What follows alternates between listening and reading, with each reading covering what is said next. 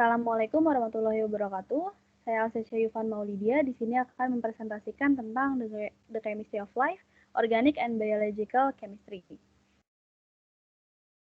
Outline presentasi saya hari ini, yang pertama saya akan membahas tentang senyawa organik, dan yang kedua akan membahas tentang pengenalan biokimia. Pertama tentang senyawa organik, akan membahas tentang karakteristik umum senyawa organik yang terdiri dari struktur geometri, stabilitas, dan kelarutan senyawa organik. Pertama, untuk struktur molekul organik. Atom karbon memiliki 4 elektron valensi yang menyebabkan atom karbon dapat berikatan dengan 4 senyawa lainnya. Misalnya pada contoh yang ada di sini, ini propana, si karbonnya ini dapat mengikat 4 substituen, ya ini ada 3 hidrogen dan 1 atom karbon lainnya. Dan kalau misalnya dia strukturnya semua single bond seperti ini, maka struktur geometrinya itu dia tetrahedral. Kalau misalnya ada satu double bond, dia akan menjadi trigonal planar, dan kalau ada satu triple bond, dia akan menjadi linear untuk struktur geometrinya.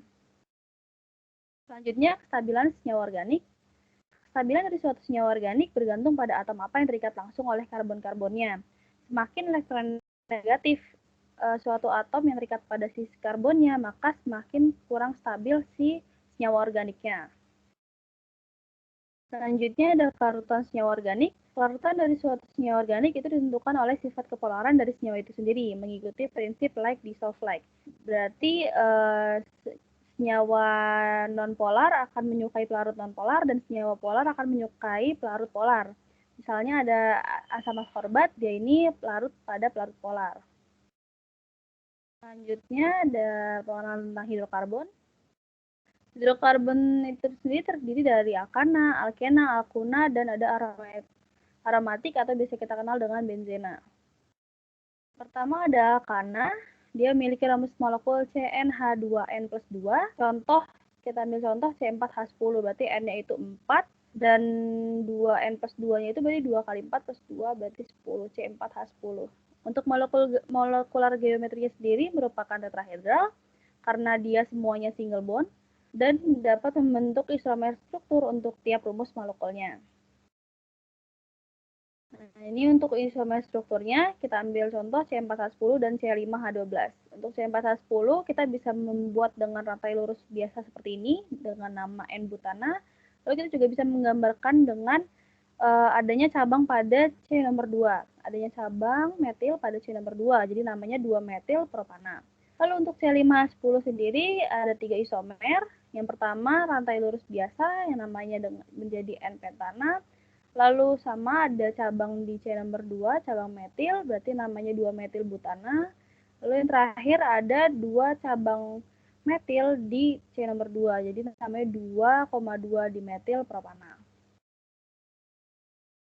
Selanjutnya ada penamaan untuk alkana. Sebenarnya ini juga bisa untuk penamaan senyawa organik lainnya, kurang lebih sama.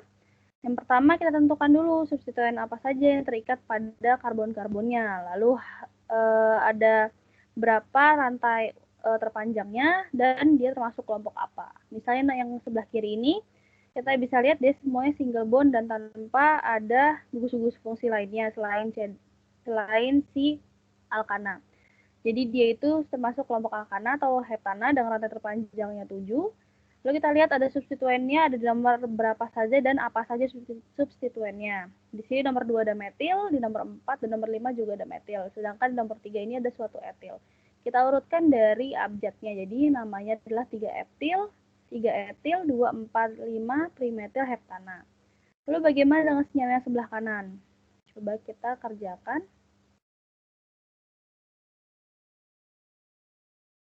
Ini dia sama saja, kita cari rantai yang terpanjangnya dulu dari atas maupun bawah. Sama saja nanti akan menghasilkan 7 rantai utama, 7 rantai karbon utama seperti ini. Lalu ada cabang di sini dan di sini. Untuk penentuan nomor satunya, karbon nomor satunya itu kita lihat dari yang paling dekat dengan cabang. Kalau dari atas itu berarti cabangnya di nomor 3, kalau di bawah cabangnya nomor 4. Maka kita pilih nomor satunya itu dari yang nomor atas, dan yang terakhir nomor 7-nya itu yang paling bawah. Maka namanya itu adalah 3,4 dimetil heptana. Selanjutnya ada alkena. rumus molekulnya itu CnH2n. Misalnya kita ambil adalah C4H8 ini. Bentar. Kita ambil C4H8. Maka dia juga punya isomer-isomer juga nih sama kayak alkana tadi. Misalnya yang pertama ada metilpropena, di mana ada suatu cabang metil di karbon nomor 2-nya dengan alkenanya di C12. Lalu ada rantai lurus biasa dengan alkenanya di C12, berarti namanya 1 butena. Lalu ada ada 2 senyawa lagi. Dia ini ada cis dan trans, di mana si alkenanya itu pada posisi C nomor 23. Kalau gugus besarnya ada di satu sisi yang sama, maka namanya adalah cis. Sedangkan kalau gugusnya berseberangan, namanya adalah trans. Selanjutnya ada alkuna. Rumus molekulnya itu CnH2n-2. Molekular geometrinya merupakan linear karena ada satu triple bond. Nah, ini penamaannya juga sama seperti alkana tadi. Kita cari rantai terpanjangnya yang termasuk dengan alkunanya, berarti seperti ini lurus. Lurus dengan nomor satunya yang ada triple bondnya. Jadi namanya ini adalah 3 propil, ini cabangnya propil, 3 propil pentuna. Maaf, 3 propil heksuna. Selanjutnya ada reaksi adisi alkena dan alkuna. Reaksi adisi merupakan suatu reaksi di mana adanya penambahan suatu molekul ke dalam rantai utama hidrokarbonnya tanpa memberikan produk samping dari leaving groupnya. Nah, ini misalnya ada alkena direaksikan dengan Br2, nanti akan terbentuk ikatan baru antara karbon dengan bromidanya di kedua karbonnya karena ada Br2 di sini. Lalu si ikatan rangkapnya hilang menjadi ikatan-ikatan baru tadi si karbon dengan bromidanya. Lalu kalau misalnya alkuna bagaimana? Alkuna juga sama. Di antara akan terbentuk ikatan baru si karbon dengan klorida-nya dan ikatan rangkapnya akan berkurang 1. Untuk mekanismenya sendiri seperti gambar di sebelah kanan ini. Jadi nanti elektron pada ikatan rangkapnya akan menyerang H atau suatu Br2, ini kan HBr. Kalau misalnya Br2 berarti dia akan menyerang Br-nya dan ikatannya ini akan diberikan ke Br sebelahnya. Lalu akan terbentuk karbokation. Karbokation ini akan diserang sama ion bromidanya. Nah, maka terbentuklah si ikatan baru dari rangkap-rangkap tadi. Selanjutnya ada senyawa aromatik. Senyawa aromatik paling sederhana itu benzena dengan rumus molekul C6H6. Terdapat elektron pi yang terdelokalisasi yang menyebabkan senyawa aromatik dapat mengalami reaksi substitusi. Nah, saat benzen ini direaksikan dengan suatu HNO3 dan ditambah dengan katalis asam, dia akan membentuk suatu nitrobenzen. Nah, saat nitrobenzennya ini direaksikan lagi atau mengalami reaksi nitrasi lagi dengan HNO3 dan bantuan katalis H2SO4, dia akan bereaksi lagi dan akan membentuk suatu benzen di mana ada substituen NO2 di posisi meta. Sama seperti alkana dan alkena tadi, si benzena ini juga bisa punya isomer, tapi isomernya itu berdasarkan posisi substituennya. Misalnya orto, di mana substituennya ada di nomor C12, lalu meta, substituennya ada di posisi C13, dan para, di mana substituennya ada di posisi C14. Selanjutnya ada gugus fungsi dari senyawa organik. Yang pertama ada alkohol. Alkohol merupakan suatu turunan hidrokarbon di mana salah satu atom hanya pada rantai utama digantikan oleh suatu gugus hidroksi. Misalnya ini, tadi kan ini kalau di alkana tadi, si C-nya yang di nomor 2 ini mengikat 2H ya. Karena ini alkohol hanya digantikan oleh gugus hidroksi atau COH ini. Selanjutnya ada eter. Eter itu suatu senyawa di mana terdapat 2 hidrokarbon yang terikat pada atom oksigen yang sama. Nah, si eter ini terbentuk dari 2 ekivalen suatu alkohol yang diberikan katalis, maka dihasilkanlah si eter. Selanjutnya ada aldehid dan keton. Di aldehid dan keton ini terdapat minimal adanya satu gugus karbonil. Pada aldehid, karbonil grupnya minimal harus mengikat suatu atom hidrogen. Misalnya kalau misalnya dia mengikat 2, berarti namanya formaldehid atau metanal. Kalau dia ada satu metil dan satu hidrogen, dia namanya adalah etanal atau asetaldehid. Aldehid ini bisa didapatkan dari mengoksidasi suatu alkohol primer. Lalu ada keton. Keton itu kurang lebih sama aldehid. Kalau aldehid tadi minimal harus mengikat satu hidrogen. Kalau keton ini keduanya itu mengikat karbon. Dan keton ini dapat dihasilkan dari oksidasi alkohol sekunder. Selanjutnya ada asam karboksilat dan ester. Asam karboksilat itu terdiri dari gugus fungsi karboksil dan biasa ditulis dengan COH. Misalnya seperti ini contohnya. Lalu si asam karboksilat ini dapat dibentuk dari suatu alkohol yang dioksidasi lemah, dia akan menghasilkan suatu aldehid, lalu aldehidnya dioksidasi lagi menjadi asam asetat. Atau juga bisa si alkohol ini langsung dioksidasi kuat, dia akan langsung menjadi suatu asam karboksilat. Selanjutnya ada ester. Ester ini nyawanya di mana kalau misalnya tadi asam karboksilat, H-nya itu digantikan dengan suatu karbon yang lainnya. Misalnya ini untuk rumus umumnya RCOOR.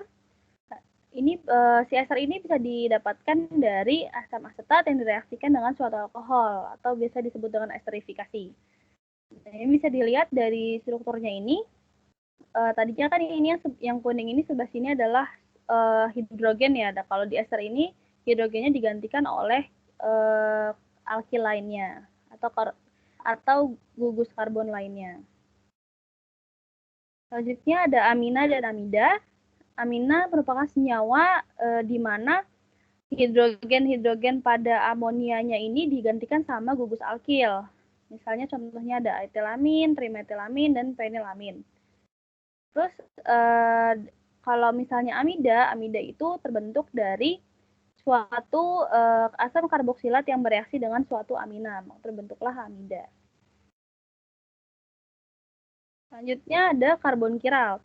Karbon kiral itu merupakan suatu senyawa di mana terdapat satu atom karbon yang mengikat 4 substituen yang berbeda. Misalnya pada 2 bromopentana ini, dia si C-nya ini mengikat 1 Br, 1 metil, 1 atom hidrogen, dan 1 propil. Maka dia disebut C-nya itu C kiral. Lalu misalnya di contoh lagi di R-albuterol. Ini di stereogenic centernya ini, posisi di depannya ini ada OH, lalu di sebelah kanannya ini ada suatu amina, sebelah kirinya ada benzena, ada suatu aromatik, dan di bagian belakangnya ini yang tidak digambarkan itu ada suatu atom hidrogen. Selanjutnya kita akan membahas tentang pengenalan biokimia. Pertama ada protein, terdiri dari asam amino dan polipeptida. Protein itu merupakan makromolekul yang ada di semua makhluk hidup. Lalu secara kimiawi, protein tersusun dari molekul yang lebih kecil yang disebut asam amino.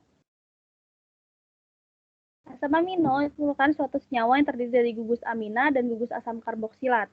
Yang bisa dilihat di sini ini ada gugus amina dan gugus asam karboksilat yang dihubungkan dengan suatu C-alfa atau karbon alfa. Seperti itu.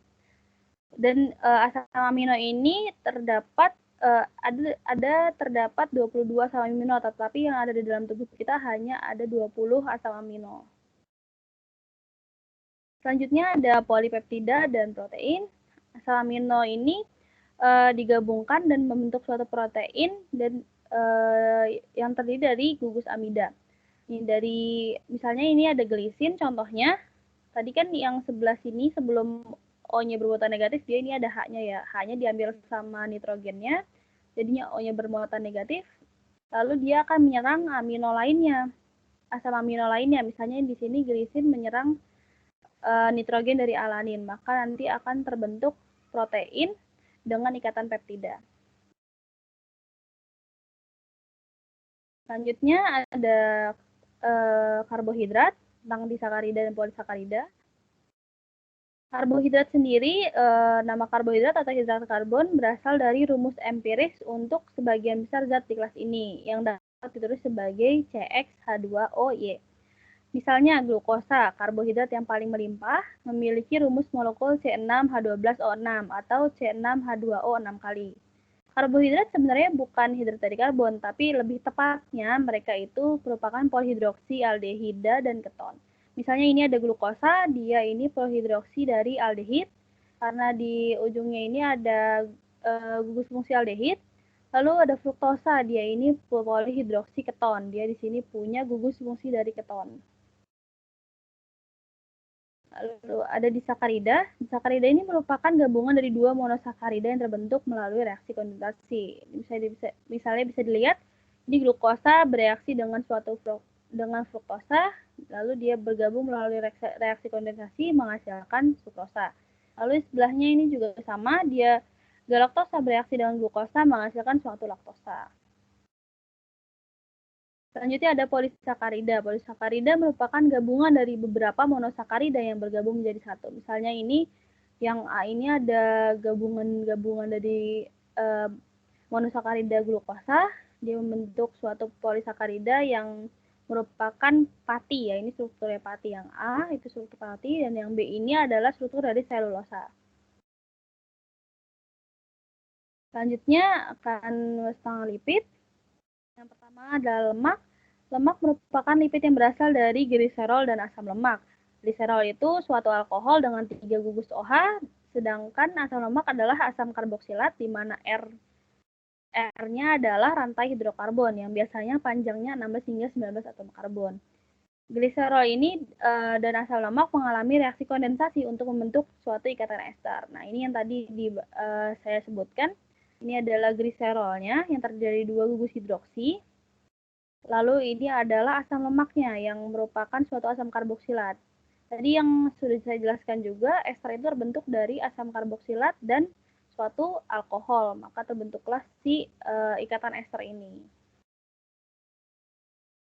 Selanjutnya ada fosfolipid. Fosfolipid ini sebenarnya memiliki struktur kimia mirip dengan lemak, tetapi hanya memiliki 2 asam lemak yang terikat pada gliserol. Dikarenakan gugus alkohol yang ketiganya itu gliserolnya itu bergabung dengan gugus fosfatnya. Misalnya ini dua gliserolnya berikatan dengan asam lemaknya, lalu satu gugus alkoholnya ini berikatan dengan si fosfatnya. Terus selanjutnya ada asam nukleat. Asam nukleat merupakan kelas biopolimer yang merupakan pembawa kimia informasi genetik suatu organisme. Dari asam deoksiribonukleat adalah molekul besar yang berat molekulnya dapat berkisar antara 6 juta hingga 16 juta SMA. Lalu ada asam ribonukleat atau RNA adalah molekul yang lebih kecil dengan berat molekul dalam kisaran 20.000 hingga 40.000 SMA. DNA ditemukan terutama dalam inti sel, sedangkan RNA ditemukan sebagian besar di luar inti atau pada sitoplasma.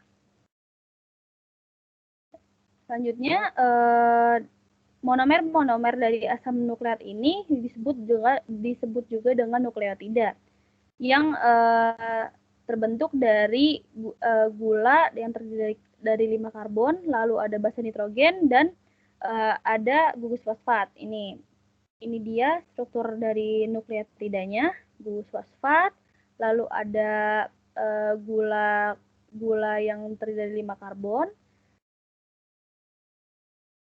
lalu ada basa nitrogen.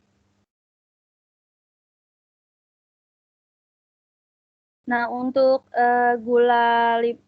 gulanya sendiri, untuk RNA itu ada ribosa, dan untuk DNA itu ada gula deoksiribosa. Perbedaannya hanya pada karbon nomor 2-nya, di mana ribosa itu mengikat OH, sedangkan si DNA itu atau deoksiribosa itu mengikat atom hidrogen. Kalau untuk basa nitrogennya, ada adenin, guanin, dan sitosin yang terdapat pada DNA dan RNA.